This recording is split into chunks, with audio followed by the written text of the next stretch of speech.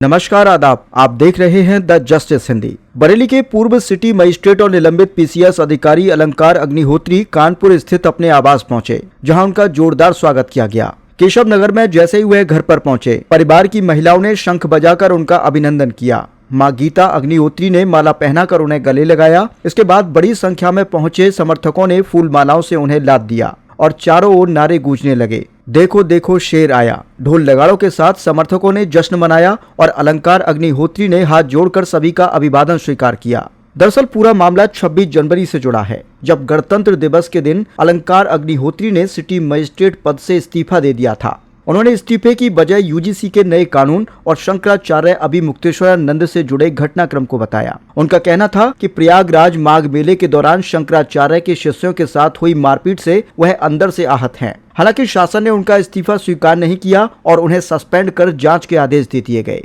इसी दिन शाम करीब 7:30 बजे वह डीएम अविनाश सिंह से मिलने के लिए आवास पहुंचे थे। बाहर निकलकर उन्होंने आरोप लगाया कि उन्हें करीब 45 मिनट तक डीएम आवास में जबरन रोके रखा गया और लखनऊ से फोन पर उनके खिलाफ अभद्र भाषा का इस्तेमाल किया गया। उन्होंने दावा किया कि एसएसपी के हस्तक्षेप के बाद ही उन्हें छोड़ा गया और वह किसी तरह अपनी जान बचाकर वहां से निकल सके। इसके बाद उन्होंने अपना सरकारी आवास भी खाली कर दिया और परिचितों के यहां रुककर आगे की रणनीति बनाने की बात कही। अलंकार अग्निहोत्री ने अपने इस्तीफे के साथ 5 पन्नों का पत्र भी लिखा, जिसमें उन्होंने कहा कि साधु संतों और ब्राह्मण समाज के साथ लगातार अन्याय हो रहा है। उन्होंने सवाल उठाया, क्या एक वर्ग को निशाना बनाकर दबाने की कोशिश की जा रही है। इस दौरान उन्हें मनाने के लिए कई वरिष्ठ अधिकारी उनके आवास पहुंचे। वहीं सपा, कांग्रेस कार्यकर्ताओं और ब्राह्मण संगठनों के नेताओं ने भी समर्थन में प्रदर्शन किया। कानपुर पहुंचने के बाद मीडिया से बातचीत में अलंकार अग्निहोत्री ने केंद्र सरकार पर तीखे आरोप लगाए। उन्होंने कहा कि यूजीसी रेगुलेशन 2026 को लेकर जो गजट जारी किया गया वह एक सोची समझी साजिश है, जिसका मकसद सामान्य वर्ग और ओबीसी समाज को आपस में लड़ाना और 2027 के यूपी विधानसभा चुनाव को प्रभावित करना है। उन्होंने कहा कि सुप्रीम कोर्ट के हस्तक्षेप से समय रहते इस पर रोक लग सकी है। उन्होंने यह भी दावा किया कि देश की लगभग सभी राजनीतिक पार्टियां,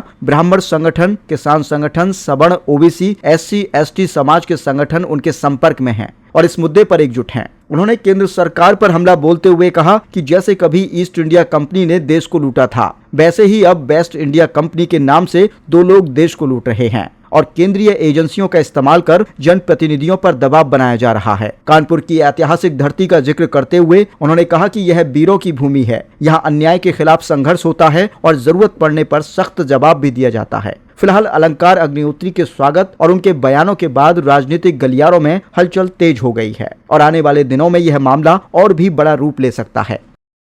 देखिए यूजीसी रेगुलेशन 2026 जो 13 जनवरी 2026 को भारत सरकार द्वारा गजट में प्रकाशित किया गया था, उसमें एक क्लॉज है जाति आधारित भेदभाव, जिसमें कि जो सामान्य वर्ग को स्वघोषित अपराधी माना गया।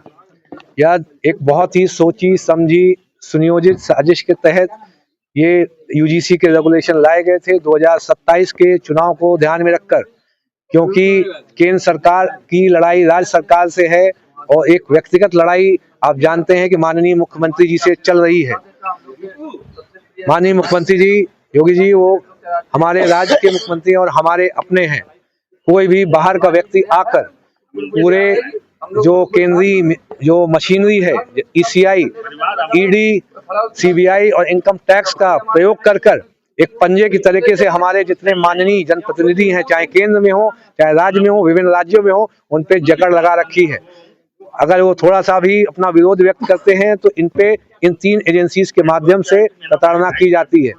इसीलिए जब समर्थन होता है, जब ये इन दोनों जो सेंट्रल पार्टीज को समर्थन देते हैं तो सब कुछ सही हो जाता है। विरोध करते हैं तो इन पे अलग अलग तरीके से परेशान करते हैं। इसी तरीके से मैंने सोचा, जब ये जो 26 तारीख तक कोई इस पे कार्रवाई नहीं की, जब कोई कार्रवाई नहीं की तो मैंने कहा कि अगर हम अभी हम इस पे रिजाइन देते हैं, जब रिजाइन देंगे तो ये मैसेज जाएगा। उसके बाद पूरे देश ने उस मैसेज को पिक किया और आगे हम लोग बढ़े। तो जितने हमारे संगठन थे, हमारे जितने टच में जितने भी संगठन थे, करीब 1200 से 1400 के आसपास जो विभिन्न जिलों में संगठन थे, किसान यूनियन थी, ब्राह्मण और सवर्ण संगठन थे, सवर्ण परिषदें थी, सब यूनाइट हो गई हमारे माध्यम से। फिर हमने सबको जो बोला, अब आप लोग देशव्यापी राष्ट्रव्यापी आंदोलन करना चालू करिए।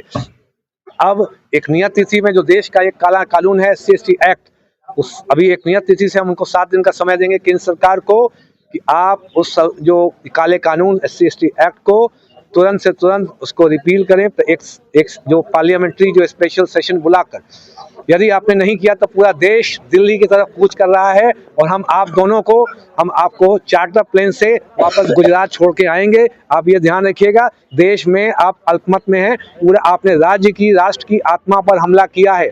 उत्तर प्रदेश, मैं कानपुर से हूँ, मैं कानपुर में दांडी मार्च भी करूंगा और तात्या टोपे की तरह क्रांति भी करूंगा। तो यह ध्यान रखिए, ये उत्तर प्रदेश क्रांति का शहर है।